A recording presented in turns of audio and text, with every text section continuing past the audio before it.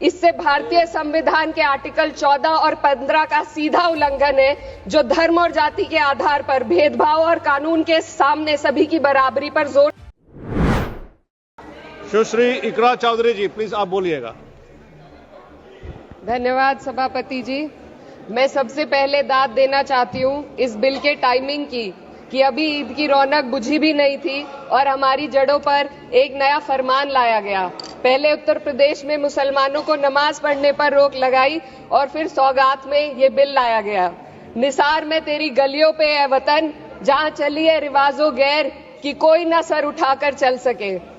मैं सभापति जी आपको ये बताना चाहती हूँ कि ईद के मौके पर एक विधवा महिला अपनी लड़की के साथ मेरे पास आई और उसने बताया कि वह एक वक्फ की प्रॉपर्टी में रहती है, वही उसके सर पर छत का काम भी करती है और उसकी रोजी रोटी भी वहीं से आती है। वो इस बिल को लेकर इतनी फिक्रमंद थी कि कहीं उससे वो उसकी संपत्ति ना छीन ली जाए। वो अकेली एक ऐसी महिला नहीं है, ऐसे लाखों लोग हैं जो वक्फ की गरीब महिलाएं जो वक्फ की संपत्ति से अपना रोजगार चला रहे हैं। और ये जो वक्फ बाय यूजर क्लॉज के हटाने से लाखों वक्फ की जायदाद अपना स्टेटस खो देंगी और लाखों लोग इसी तरीके के लोग सड़कों पर आ जाएंगे। वक्फ क्या है, वक्फ बाय यूजर क्या है? इसका ये मतलब है कि कोई जायदाद अगर सालों से दीन और भलाई के कामों के लिए इस्तेमाल हो रही हो तो वो खुद ब खुद वक्फ मानी जाएगी। हिंदुस्तान की अदालतों ने भी इस बात को तस्लीम किया है।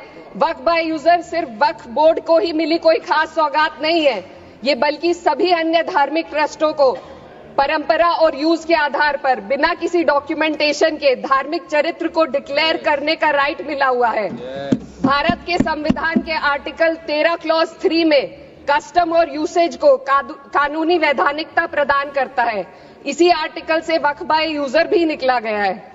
इस बिल के कानून बनने पर वक्फ बोर्ड तो इस प्रोविजन से हाथ धो बैठेगा, लेकिन अन्य धार्मिक ट्रस्टों को यह सुविधा जारी रहेगी।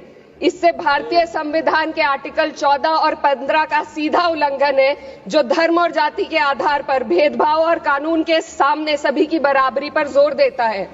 मैं इसके साथ ये भी कहना चाहती हूँ कि सत्ता के लोग जो एक दूसरे की पीठ थपथपा रहे हैं कि वक्फ बाय यूजर का जो अमेंडमेंट इन्होंने दिया उसको एक्सेप्ट कर लिया गया है, लेकिन इनकी शरारत यह है कि उसके साथ ही एक ऐसा प्रोवाइजो इसमें शामिल किया गया जिसके आधार पर यह कहा गया है कि अगर कोई भी वक्फ की संपत्ति विवादित हो तो वो अपना वक्फ स्टेटस खो देगी। तो जो अमेंडमेंट इन्होंने दिया है, जिसको एक्सेप्ट कर लिया गया है, उसका कोई मतलब नहीं है। ये इनकी नीयत है जो साफ जाहिर हो रही है। सोने पर सुहागा एक काम और किया है। सरकार ने वक्फ की कानून के सेक्शन 107 को हटाकर लिमिटेशन एक्ट में 12 साल तक ही किसी के खिलाफ अदालत में जाने का प्रोविजन है।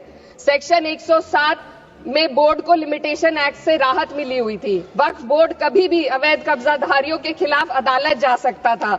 अगर ये सेक्शन ना हो तो अवैध कब्जा करने वाले लोग कानूनी प्रक्रिया का फायदा उठाकर वक्फ की प्रॉपर्टी को हड़प सकते हैं। अन्य धार्मिक ट्रस्टों पर भी ये लिमिटेशन एक्ट लागू नहीं होती, तो फिर वक्फ बोर्ड के साथ ये सौतेला रवैया क्यों किया जा रहा है? धर्म को देखकर दोहरी नीति क्यों अपनाई जा रही है? सेक्शन 107 और वक्फ बाय यूजर को अगर एक साथ पढ़ा जाए तो इससे लाखों वक्फ की प्रॉपर्टी पर कब्जा किया जाएगा। इसलिए ये बिल मुसलमान की भलाई का नहीं बल्कि उनके वजूद और विरासत को मिटाने का बिल है। हिंदुस्तान में बहुत सारे धार्मिक ट्रस्ट हैं जिसमें उस खास मजहब के लोग शामिल होते हैं और उसका इंतजाम करते हैं। और ये बात समझ में आने वाली भी है, क्योंकि जो व्यक्ति अपने मजहब के रीति रिवाज को जितना अच्छे से समझ सकता है, किसी अन्य मजहब का व्यक्ति नहीं समझ सकता। आर्टिकल 26 क्लॉज 2 के तहत धार्मिक संप्रदायों को अपने मजहबी इदारों के एडमिनिस्ट्रेशन का हक देता है, लेकिन वक्फ बोर्ड के बारे में इसको उल्टा किया जा। Sir 2 minute sir please 2 minutes. सरकार इसे एक सेक्युलर बॉडी मान रही है और इसमें गैर मुस्लिमों को शामिल करने की बात कह रही है। आपके मुंह से सेक्युलरिज्म की बात सुनकर अच्छा लगा, लेकिन अगले ही पल ये भ्रम टूट जाता है, क्योंकि आपको सिर्फ दान देने के लिए प्रैक्टिसिंग मुस्लिम का आपने क्लॉज डाला है, लेकिन बोर्ड में बैठने के लिए मुस्लिम होने की कोई आपकी क्लॉज नहीं है। तो इससे आपकी जो दोहरी नीति है वो साफ जाहिर होती है। ये वही सरकार है जिसने राम जन्मभूमि ट्रस्ट में ये लिख दिया कि जिलाधिकारी भी अगर होगा तो हिंदू होना चाहिए। कोई मुझे बताए कि वहां पर सेक्युलरिज्म का रस क्यों नहीं घोला गया। सर, आखिर में मैं अपनी बात को खत्म करने से पहले महिलाओं का मुद्दा बार बार उठाया जा रहा है। सरकार का कहना है कि बोर्ड में मुस्लिम महिलाओं को रिप्रेजेंटेशन देंगे। इस कानून से पहले भी मुस्लिम महिलाएं बोर्ड में मेंबर रह चुकी हैं और मिनिमम 2 का प्रोविजन था, उससे ज्यादा भी हो सकती थी। सर, मैं ये कहना चाहती हूँ कि सरकार ने महिलाओं के लिए ऐसा कौन सा नया काम किया जिसका ढिंडोरा सरकार का हर सदस्य पीट रहा है। इस बात की तायीद अगर आपकी तरफ से कोई मुस्लिम महिला करती तो हम उसका यकीन भी करते, लेकिन अफसोस आपकी इतनी लंबी कतार में एक भी मुस्लिम महिला नजर नहीं आती है। सर, मैं खुद एक मुस्लिम महिला हूँ।